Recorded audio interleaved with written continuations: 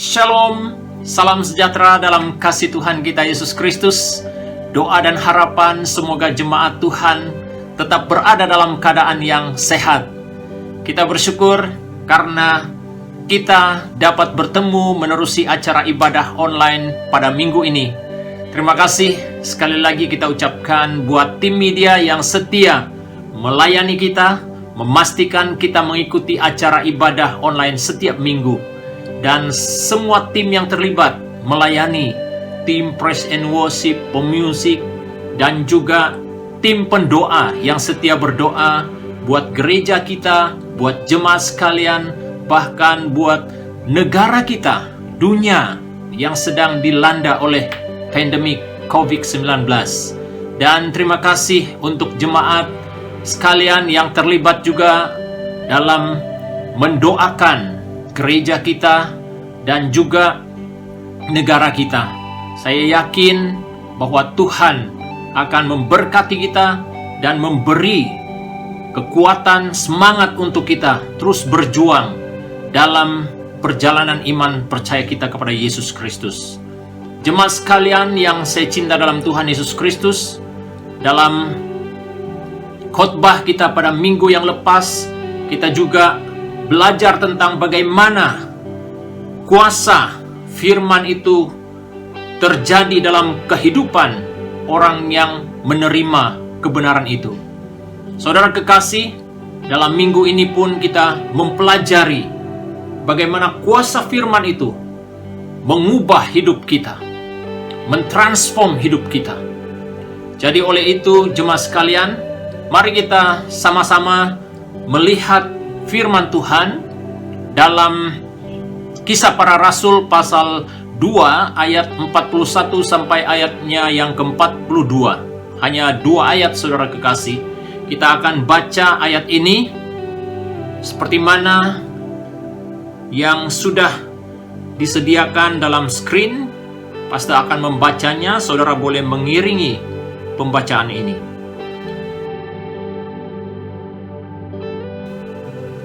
Orang-orang yang menerima perkataannya itu memberi diri dibaptis, dan pada hari itu jumlah mereka bertambah kira-kira 3.000 jiwa. Ayat yang ke-42, mereka bertekun dalam pengajaran rasul-rasul dan dalam persekutuan, dan mereka selalu berkumpul untuk memecahkan roti dan berdoa. Demikian pembacaan firman.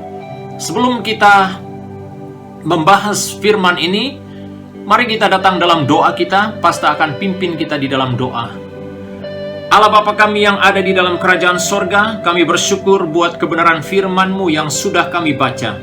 Kami percaya Bapa bahwa firman ini adalah perkataan Allah yang hidup, yang berkuasa, berdaulat dalam hidup kami. Ketika kami dengan penuh kerendahan hati, dengan hati yang terbuka menerima kebenaran ini, kebenaran-Mu ya Tuhan akan mengubah hidup kami. Kebenaran-Mu akan membentuk hidup kami, sehingga hidup kami ya Tuhan menjadi berkat dan menjadi terang dan garam bagi orang-orang yang ada di sekitar kami. Kami yakin juga Tuhan, ketika firman-Mu mengubah hidup kami dapat melihat hal-hal yang baru yang Tuhan kerjakan dalam hidup kami. Oleh itu Bapa di surga, hamba berdoa, mohon berkat-Mu Tuhan dalam pemberitaan ini. Ketika firman-Mu diberitakan, biarlah kami Tuhan memiliki roh yang peka, roh yang dapat membawa kami mengerti kebenaran firman-Mu ini Tuhan Yesus. Biarlah kami Tuhan menerima kebenaran-Mu ini untuk menjadi sesuatu yang menuntun hidup kami, dan kami dapat melihat kehendak dan rencana Tuhan yang indah dalam hidup kami. Hamba serahkan pemberitaan firman ini dari permulaan sampai selesai. Nama Tuhan Yesus dipermuliakan, diagung tinggi dalam pemberitaan ini. Dalam nama Tuhan Yesus, hamba naikkan doa permohonan ini. Haleluya, amin. Saudara kekasih yang saya cinta dalam Tuhan Yesus Kristus, kita melihat sedikit tentang bahagian yang telah kita baca sebentar tadi. Saudara, itu adalah mengisahkan bagaimana terjadinya kebangunan rohani di Yerusalem ataupun di tempat di mana gereja yang pertama terjadi, saudaraku. Saudara kekasih, apa yang menyebabkan kebangunan rohani terjadi di tengah-tengah umat Tuhan ataupun di tengah-tengah gereja Tuhan yang pertama di Yerusalem? Salah satu di antaranya, saudaraku, yang kita lihat adalah pada waktu mereka respon terhadap kebenaran firman, disitulah terjadi cetusan rohani yang luar biasa, perubahan yang luar biasa. Saudara kekasih, daripada bahagian yang telah kita baca sebentar tadi, saudaraku, kita akan mempelajari satu tema, yaitu kuasa Injil Kristus mentransform gerejanya. Saudara kekasih yang saya cinta dalam Tuhan, inilah permulaan bagaimana gereja Tuhan terjadi, bagaimana perubahan terjadi di dalam gereja Tuhan yang pertama di Yerusalem. Yang menyebabkan perubahan itu adalah pada waktu mereka membuka hati, menerima kebenaran dalam hidup mereka. Mulai disitulah terjadinya perubahan, bahkan dikatakan terjadi kebangunan rohani dalam hidup orang-orang yang percaya kepada Kristus. Itu hanya terjadi pada waktu mereka menerima firman Tuhan dalam hati mereka. Seperti mana firman yang telah kita dengar pada minggu yang lepas, saudaraku, kuasa firman itu melakukan perubahan dalam hati orang yang percaya. Itu sebabnya, saudaraku, mengapa kita mengambil tema ini untuk kita lakukan dalam beberapa bulan ke depan ini. Karena melalui firman saja, saudaraku, perubahan boleh terjadi dalam kehidupan seseorang yang menerima kebenaran itu dan melakukan kebenaran firman Tuhan itu, hidupnya akan berubah.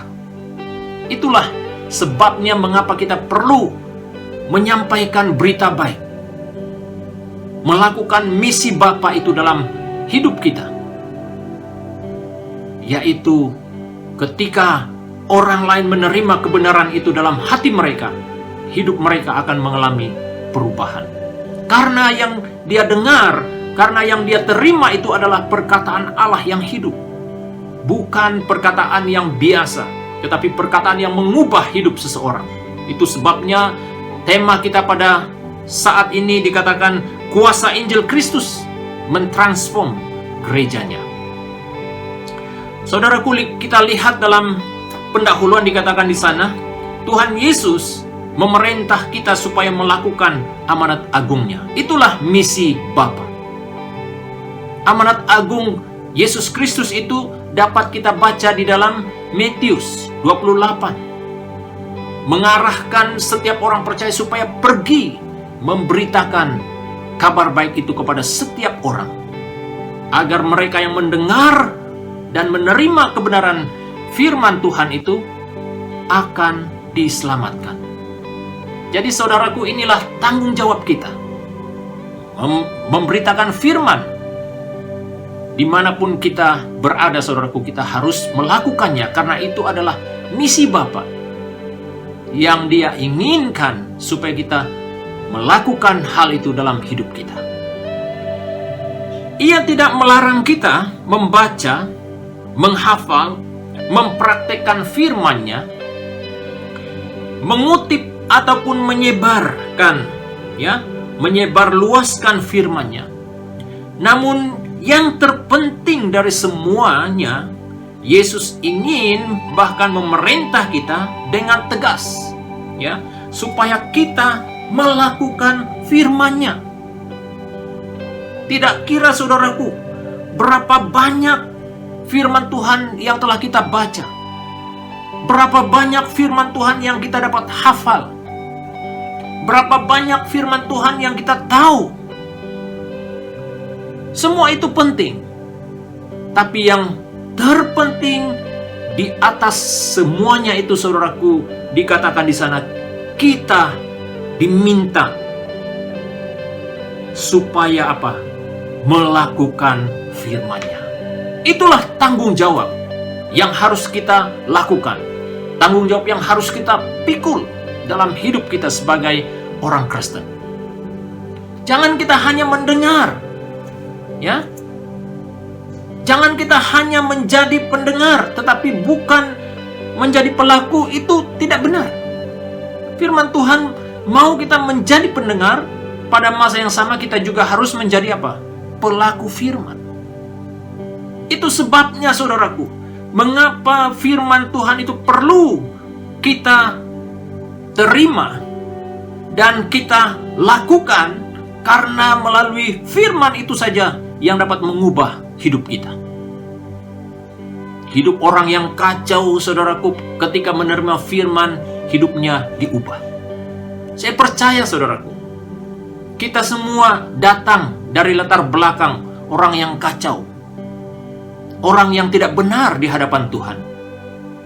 Tetapi ketika firman Tuhan itu mengambil tempat di hati kita, firman itu mengubah kita. Firman itu membentuk kita menjadi pribadi yang berkenan di hadapan Kristus, saudara. Itu sebabnya, saudaraku, kita perlu memberitakan firman. Melakukan misi Bapa. Apa misinya? Memberitakan firman, melakukan firman dalam hidup kita. Saudaraku, daripada tema ini kita mempelajari 3 hal, ya. Yang pertama, saudaraku, dikatakan berkaitan dengan tema kuasa Injil Kristus mentransform gerejanya. Yang pertama, Injil mengubah paradigma gereja pertama di Yerusalem. Kita boleh baca bahagian itu dari Kisah Para Rasul pasal yang pertama tadi, ya. Maaf, Kisah Para Rasul yang pertama ayat 24. Ya, Kisah Para Rasul pasal yang pertama ayat 24. Saya pasti akan membaca bahagian firman ini. Cuma sekalian boleh mendengar, ya, boleh saudara buka Alkitab itu, ya, baik melalui handphone ataupun melalui Alkitab manual, saudara boleh membaca, ya, sambil kita belajar firman. Dalam ayat 24 dikatakan mereka semua berdoa dan berkata, "Ya Tuhan, Engkaulah yang mengenal hati semua orang. Tunjukkanlah kiranya siapa yang Engkau pilih dari kedua orang ini." Saudara kekasih, inilah situasi yang terjadi di tengah-tengah jemaat Tuhan yang pertama di Yerusalem. Apa yang terjadi, saudara? Sebelum jemaat pertama di Yerusalem diubah oleh Injil, mereka adalah pribadi yang bimbang dan ragu-ragu terhadap tugas mereka, ya, terhadap tugas yang mereka lakukan, khususnya dalam pelayanan Tuhan. Mereka mengalami kekhawatiran itu. Tapi ketika mereka mendengar khotbah yang Petrus sampaikan, kalau kita rujuk Alkitab daripada pasal yang pertama, ayat 15 dikatakan, pada hari-hari itu berdirilah Petrus di tengah-tengah saudara-saudara yang sedang berkumpul itu, kira-kira 120 orang banyaknya, lalu berkata, dan seterusnya. Saudaraku, pada waktu mereka duduk mendengar khotbah yang disampaikan oleh Rasul Petrus, maka terjadilah perubahan dalam hati orang yang percaya ketika itu. Salah satu di antaranya mereka respon sehingga mereka yakin dengan tugas yang telah diamanatkan oleh Kristus kepada mereka. Ada keyakinan terjadi dalam hati mereka. Seperti mana dalam ayat ke-24 yang telah kita baca sebentar tadi, mereka yakin. Mereka mulai bertanya kepada Tuhan, percaya bahwa Tuhan yang memberi kepercayaan kepada orang percaya untuk melakukan tugas ataupun pelayanan dalam gereja Tuhan. Saudara kekasih, bukan hanya hal-hal yang berkaitan dengan kerohanian yang diubah oleh kuasa Injil, tapi perubahan itu juga terjadi melalui apa? Sikap-sikap kita, ya, melalui pembawaan kita. Itu diubah oleh Injil Tuhan. Kalau dulu, saudaraku, kita adalah pribadi yang kaku, yang tidak berani bersaksi. Tetapi ketika kebenaran ini sudah mengubah hidup kita, kita menjadi pribadi yang apa? Yang berani bersaksi. Orang Kristen harus berani bersaksi. Jangan takut bersaksi, saudara. Karena itu adalah tanggung jawab saya. Itu adalah tanggung jawab kita semua. Supaya kita melakukan bahagian kita yang Kristus telah percayakan kepada kita. Kalau agama sepupu kita berani bersaksi, kenapa tidak dengan kita? Kita harus memberitakan Injil. Karena Injil itu adalah kekuatan Allah yang menyelamatkan setiap orang yang percaya, kata firman Tuhan. Seperti mana yang pastor tekankan dalam penyampaian firman Tuhan pada minggu yang lepas. Apabila kita percaya kuasa, wibawa firman Tuhan dalam hidup kita, ada perubahan terjadi dalam hidup kita. Inilah yang berlaku di tengah-tengah jemaat Tuhan yang pertama di Yerusalem. Sebelum Pentakosta, mereka tidak mengerti soal tanggung jawab dalam pemberitaan Injil. Mereka tidak mengerti. Hanya ketika mereka menerima kebenaran firman Tuhan yang diberitakan dalam hati mereka, mulai disitulah mereka mengerti apa yang menjadi tanggung jawab mereka sebagai orang yang percaya kepada Yesus Kristus. Melalui firman dan Roh Kudus yang bekerja dalam hati mereka, hidup jemaat Tuhan yang pertama diubah oleh Tuhan. Dikatakan juga bagaimana Injil itu mengubah paradigma gereja pertama di Yerusalem. Mereka lebih memahami tugas politik pada awalnya berbanding tugas misionari. Ini yang banyak mempengaruhi cara berpikir mereka. Sehingga hal-hal yang berkaitan dengan tanggung jawab mereka sebagai orang percaya dilupakan. Saudaraku, melihat kepada konteks firman Tuhan ini, kadang dalam kehidupan kita pada hari-hari ini juga fokus kita terhadap hal-hal yang menjadi tanggung jawab kita mulai hilang. Kita tidak mengambil tahu, kita tidak mengambil kisah tentang tanggung jawab kita sebagai orang percaya. Tapi firman Tuhan pada saat ini mengajar kita bahwa apabila kebenaran itu, apabila Injil itu mengambil tempat di hati kita, kita akan mengerti apa yang harus kita lakukan sebagai orang yang percaya. Seperti mana jemaat yang pertama, mereka belum mengerti. Mereka hanya fokus kepada apa? Politik. Mereka hanya fokus kepada hal-hal yang berkaitan dengan dunia ini, yang lebih menjurus kepada apa? Kepentingan pribadi. Tapi pada waktu mereka mendengar, menerima kebenaran itu dalam hati mereka, fokus mereka berubah. Bukan berarti di sini, saudaraku, bahwa segala sesuatu yang kita lakukan di dunia ini kita lupakan dan hanya fokus kepada tanggung jawab hal ataupun soal-soal rohani. Bukan. Kita dapat mengimbangi hal-hal yang harus kita lakukan sebagai orang Kristen yang bertanggung jawab di hadapan Kristus. Ini yang dilakukan oleh jemaat yang pertama di Yerusalem. Akhirnya, saudaraku, kuasa Injil itu memperbaharui hidup mereka. Kalau kita rujuk dalam Kisah para Rasul pasal 2 ayat 41, kita lihat bagaimana mereka diubah oleh kuasa Injil. Mereka tidak lagi fokus kepada pribadi mereka, ataupun hal-hal yang hanya lebih kepada kepentingan pribadi. Tapi mereka mengubah hala tuju mereka, saudaraku. Dalam arti kata, mengimbangi tanggung jawab mereka sebagai orang percaya terhadap sesama dan tanggung jawab mereka terhadap tugas-tugas mereka yang dipercayakan.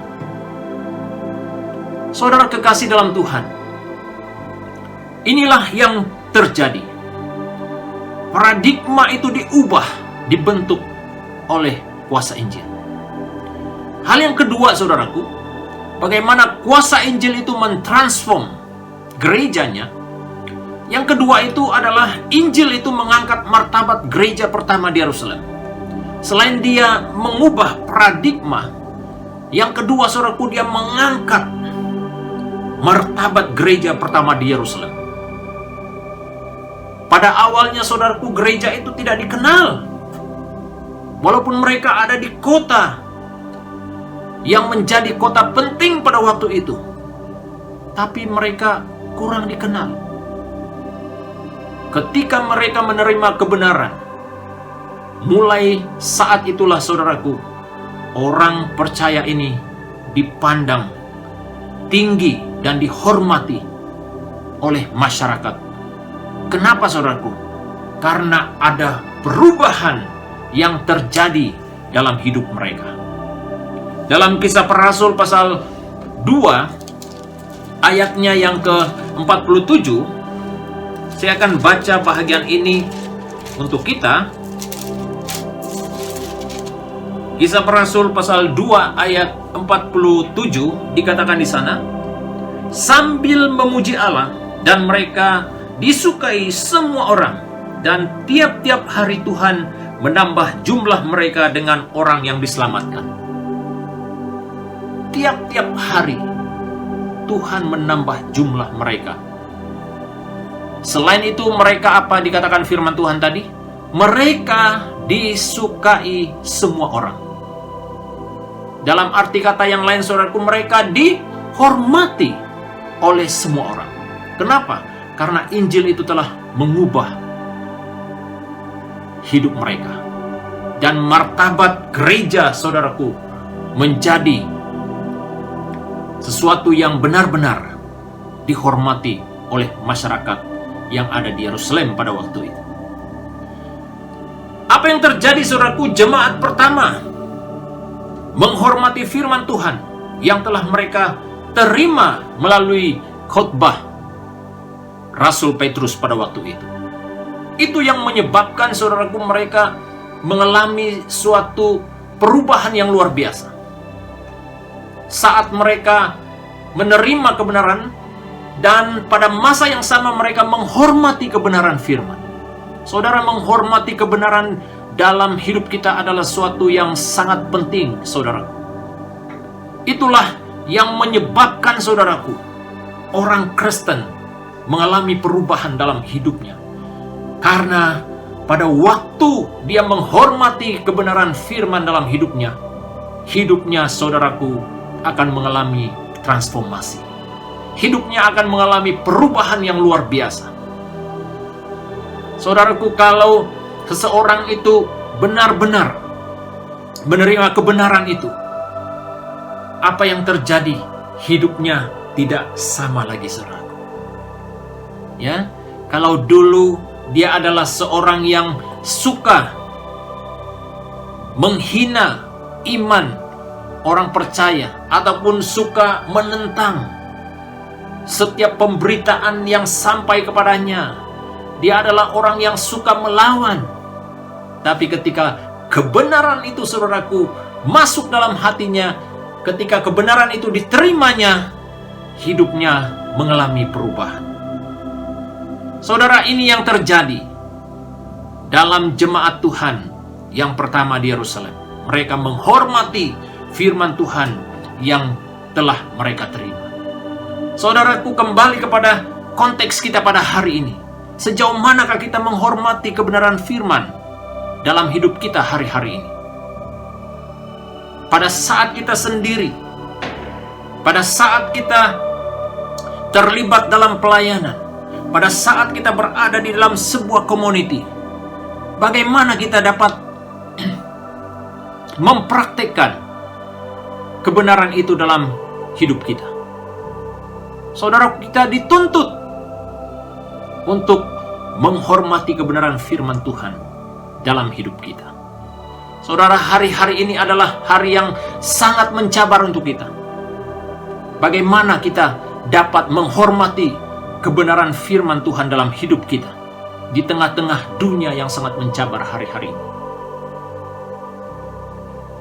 Ketika kita melakukannya, saudaraku, kita menjadi pribadi yang berbeza, saudaraku. Kita tidak akan sama dengan orang-orang yang belum mengenal kebenaran yang ada di dunia ini, saudara. Kita berbeza daripada mereka.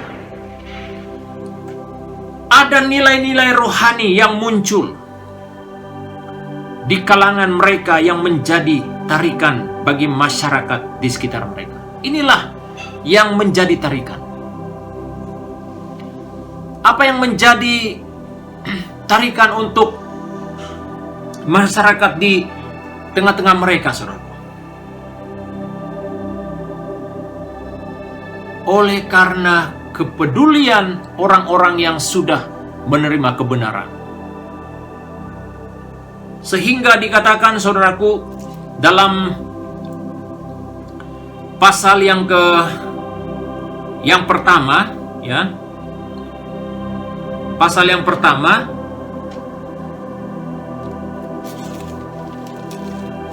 saya akan membaca bahagian ini, pasal yang pertama ayat yang ke-15, ya.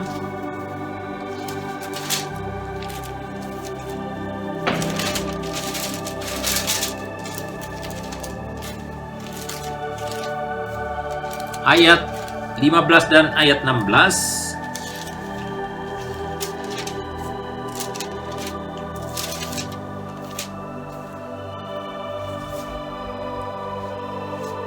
Pada hari itu berdirilah Petrus di tengah-tengah saudara-saudara yang sedang berkumpul itu, kira-kira 120 orang banyaknya, lalu berkata, "Hai saudara-saudara, haruslah genap nas kitab suci yang disampaikan Roh Kudus dengan perantaran Daud tentang Yudas, pemimpin orang-orang yang menangkap Yesus itu."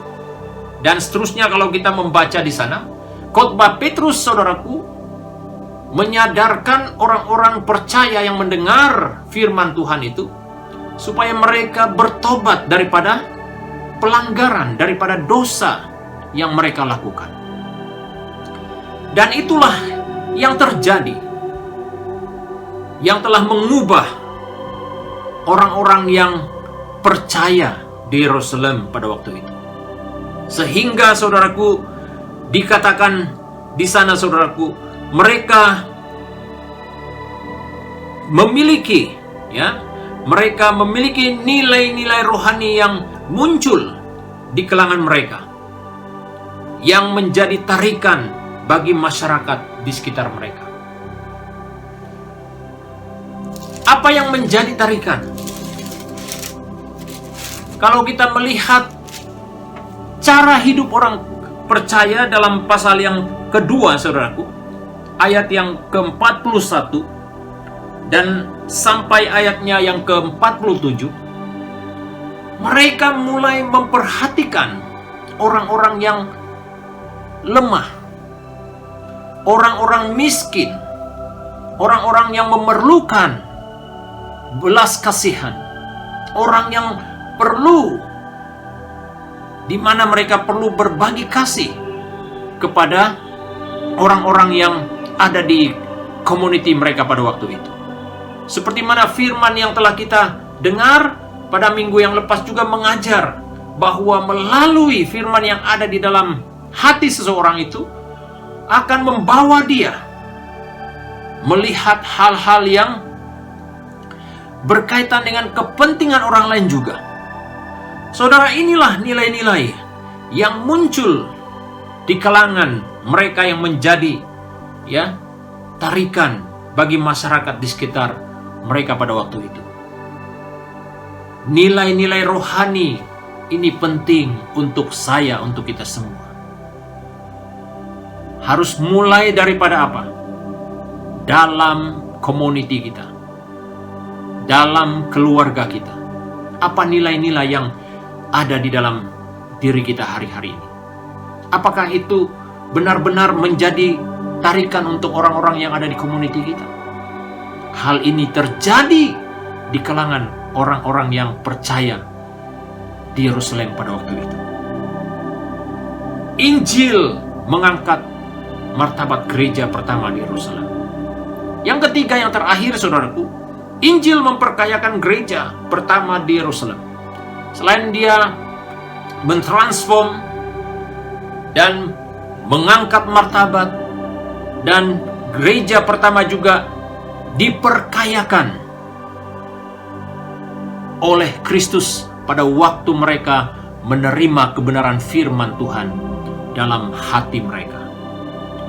Dalam Kisah Para Rasul pasal yang keempat, dalam Kisah Para Rasul pasal yang keempat, saya akan baca bahagian ini, ayat 34 dan 35 dikatakan di sana, sebab tidak ada seorang pun yang berkekurangan di antara mereka, karena semua orang yang mempunyai tanah atau rumah menjual kepunyaannya itu, dan hasil penjualan itu mereka bawa dan mereka letakkan di depan kaki rasul-rasul, lalu dibagi-bagikan kepada setiap orang sesuai dengan keperluannya. Saudara, ini sesuatu yang sangat luar biasa. Pada waktu mereka menerima kebenaran firman Tuhan itu, dan firman Tuhan itu, saudaraku, memperkayakan gereja yang pertama. Apa kekayaan yang mereka perolehi? Hati mereka penuh dengan kasih, saudara. Itu yang terjadi. Dan orang-orang yang memiliki harta, boleh dikatakan hartawan, orang yang punya harta yang banyak, mereka juga terlibat, saudaraku, melakukan tanggung jawab mereka, tugas pelayanan mereka. Dalam hal apa, saudaraku? Berbagi kasih kepada orang-orang yang memerlukan. Sehingga dikatakan, saudaraku, orang-orang percaya di sana sepertinya semua mereka, saudaraku, memiliki segala sesuatu. Dan mereka kelihatan seperti orang yang tidak kekurangan, dikatakan firman Tuhan. Kenapa? Karena ada sikap tanggung jawab, ada kasih yang besar, saudaraku, memenuhi hati orang-orang yang kaya pada waktu itu.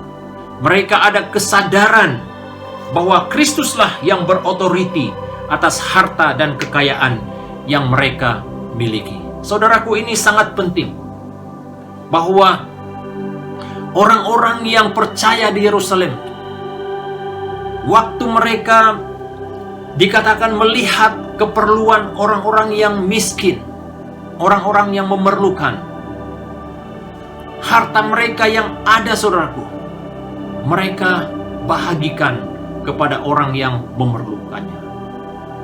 Dikatakan setiap orang yang memiliki kelebihan ataupun harta yang banyak, mereka menjual harta itu. Dalam arti kata, saudaraku, hasil penjualannya mereka asingkan bahagian yang mereka beri kepada Tuhan. Itu artinya apa? Mereka tidak melupakan 10% yang harus menjadi bahagian Tuhan. Saudaraku, ini yang perlu kita belajar. Ketika firman Tuhan itu sudah menjadi bahagian dalam hati kita, yang harus kita lakukan tanggung jawab kita. Dalam hal apa, saudaraku? Seperti mana jemaat yang pertama, mereka apa? Mengasingkan pemberian mereka, Dalam arti kata, dalam konteks kita pada hari ini, persepuluhan mereka, saudaraku, daripada penjualan, daripada hartanya, mereka berikan kepada Tuhan. Saudaraku, hari-hari ini, setiap kita punya penghasilan. Betul atau tidak? Pertanyaannya, saudaraku, apakah kita mengasingkan hasil pendapatan kita dan memberi persepuluhan kita kepada Tuhan? Saudaraku, ada satu kesaksian anak Tuhan dalam satu pelayanan saya. Anak Tuhan ini, saudaraku, dia datang kepada pastor dan berkata, "Pastor, saya mau belajar taat memberi kepada Tuhan, walaupun saya punya gaji tidak seberapa." Saya katakan kepadanya, itu hal yang penting untuk kita lakukan. Kita perlu melakukan tanggung jawab kita. Firman Tuhan berkata dalam Maliaki, jangan kita menjadi orang yang mencuri bahagian Tuhan. Kita harus kembalikan yang menjadi bahagian Tuhan. Artinya apa, saudara? Harus asingkan persepuluhan kita dan kita berikan kepada Tuhan. Seperti mana firman Tuhan yang kita dengar sebentar tadi, yang kita baca sebentar tadi, mereka membawa persembahan mereka dan meletakkannya di depan kaki rasul-rasul. Maksudnya, saudaraku, segala penghasilan mereka, 10% dari penghasilan mereka, mereka bawa dan asingkan itu dan berikan itu di rumah Tuhan. Dari situlah, saudaraku, keperluan orang-orang yang miskin itu diagihkan, diberikan. Ini penting, saudara. Dalam pekerjaan kita, jangan lupa asingkan persepuluhanmu dan berikan itu kepada Tuhan. Firman Tuhan dalam Maliaki sangat keras untuk kita. Jangan kita menjadi pencuri. Yang menjadi bahagian Tuhan harus dikembalikan, harus dibawa ke rumah Tuhan. Apalagi sekarang, saudara, cara kita memberi dalam norma baru ini, saudara, kita harus apa? Transfer. Dan setelah itu kita maklumkan kepada bendahari gereja bahwa kita telah memberi persepuluhan kita. Itu penting. Saudara kekasih dalam Tuhan, inilah yang terjadi dalam pelayanan gereja yang pertama di Yerusalem. Mereka sadar Kristus yang berotoriti atas harta mereka. Segala sesuatu yang mereka perolehi itu adalah datang daripada Kristus sendiri. Ini penting, saudara. Jangan menganggap bahwa apa yang ada pada kita itu kita punya. Memang kita berusaha. Itu adalah keringat kita. Tapi harus kita mengerti siapa sumbernya, siapa pemberinya. Kita harus punya kesadaran bahwa Kristus yang berotoriti atas harta kita. Mereka mempersembahkan harta kekayaan mereka di rumah Tuhan untuk kemajuan pelayanan Tuhan. Saudaraku, ini adalah tanda iman mereka kepada Tuhan. Ini bukan pengajaran teologi kemakmuran, bukan. Ini adalah Alkitabiah. Segala apa yang telah mereka perolehi, mereka bawa dan serahkan peratusan, 10%-nya di hadapan kaki rasul-rasul ataupun di rumah Tuhan. Mereka serahkan. Ya. Ada seorang kaya, dikatakan dalam Kisah Rasul pasal 4 ayat 37, yang bernama Yusuf. Dia seorang Lewi dari Cyprus. Dia menjual ladang miliknya dan memberi uangnya di rumah Tuhan. Dia menjual sebidang tanahnya ataupun bahagian ladangnya itu. Hasil daripada jualannya, dia serahkan itu di rumah Tuhan. Dia asingkan persepuluhannya dan diguna pakai untuk menolong jemaat yang memerlukan pertolongan. Saudara, ini adalah contoh yang kita pelajari. Jangan kita coba-coba, saudara, mengambil bahagian yang seharusnya menjadi milik Tuhan. Kita harus belajar asingkan bahagian yang menjadi milik Tuhan. Melalui itu, saudaraku, jemaat yang ada di Yerusalem mengalami perubahan dan mengalami berkat Tuhan dalam hidup mereka. Saudara mau diberkati Tuhan dalam hidup kita? Lakukan bahagian kita di hadapan Tuhan. Jangan hanya kita minta berkat Tuhan. Setiap kali berdoa mohon berkat Tuhan berganda-ganda dalam hidup kita. Di sisi lain, saudaraku, kita gagal mengasingkan bahagian yang menjadi milik Tuhan. Saudaraku, harus kita ingat hal-hal yang memang sudah menjadi bahagian Tuhan harus kita kembalikan kepadanya, supaya hidup kita mengalami kekayaan sorga seperti mana yang dikatakan oleh firman Tuhan tadi. Yang terakhir, tidak ada sikap yang lebih baik dan yang membuahkan hasil dalam hubungan kita dengan firman Tuhan selain ketika kita menjadi pelaku firman. Itu yang Kristus inginkan. Untuk kita mengetahui, untuk kita faham tentang firman Tuhan itu penting.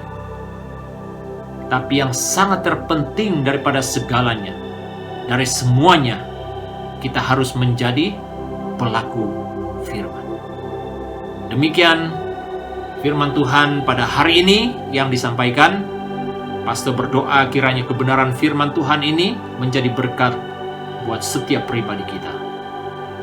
Sebelum saya serahkan waktu ini untuk doa dan pengumuman untuk kita, Pastor sekali lagi ingin berterima kasih kepada jemaat Tuhan yang setia berdoa, setia memberi sokongan buat pelayanan Tuhan di gereja Tuhan di SIB City Life Church Kuala Lumpur. Terima kasih untuk sokonganmu, kesetiaanmu memberi di rumah Tuhan. Saya percaya bahwa itu adalah karena imanmu kepada Tuhan Yesus yang membuat engkau setia, yang membuat engkau terus menerus melakukan bahagian yang menjadi milik Tuhan. Kiranya melalui kesetiaanmu Tuhan Yesus terus memberkati kehidupanmu, pekerjaan, dan keluargamu, dan studimu. Saya yakin bahwa janji Tuhan itu ya dan amin dalam hidup kita. Jemaat sekalian, mari kita berdoa. Sekali lagi, Pastor akan pimpin kita di dalam doa. Segala puji syukur, hormat, kemuliaan kami kembalikan kepadamu ya Tuhan, buat berkat penyertaan-Mu dalam pemberitaan firman. Kiranya kebenaran firman yang sudah kami dengar menjadi bahagian dalam hati kami, dan beri kekuatan iman kepada kami untuk melakukan, mempraktekkan kebenaran firman-Mu dalam hidup kami. Kami percaya Tuhan bahwa melalui kesetiaan kami melakukan kebenaran firman-Mu, Tuhan akan memberkati hidup kami. Bapa Surgawi, hamba mau berdoa buat jemaat sekalian yang setia memberi sokongan buat pelayanan Tuhan di tempat ini, di gereja-Mu di SIB City Life Church Kuala Lumpur, melalui pemberian, persembahan, persepuluhan, janji iman, pemberian kasih apapun ya Tuhan, bentuk sokongan yang kami lakukan melalui doa kami yakin Tuhan akan memberkati, bahkan melipat gandakan segala sesuatu yang kami lakukan dalam usaha, pekerjaan, bisnis, kuliah, dan keluarga. Kami yakin Tuhan berkat-Mu pasti Engkau sediakan. Bapa, hamba berdoa sekali lagi ya Tuhan, untuk jemaat sekalian dalam pekerjaan pada minggu yang akan datang, Tuhan berkati. Dalam setiap pergerakan keluar masuk jemaat sekalian Tuhan, lindungi kami Tuhan dengan kuasa darah-Mu Tuhan, agar kami Tuhan terhindar pada segala bahaya sakit penyakit dan rencana jahat manusia. Tuhan yang memelihara, Tuhan yang melindungi kami dimanapun jemaat-Mu berada. Terima kasih Bapa di surga, terpujilah nama-Mu buat berkat penyertaan-Mu dalam acara ibadah ini. Di dalam nama Tuhan Yesus kami naikkan doa syukur kami. Haleluya, haleluya. Amin. Terima kasih. Tuhan Yesus memberkati. Shalom.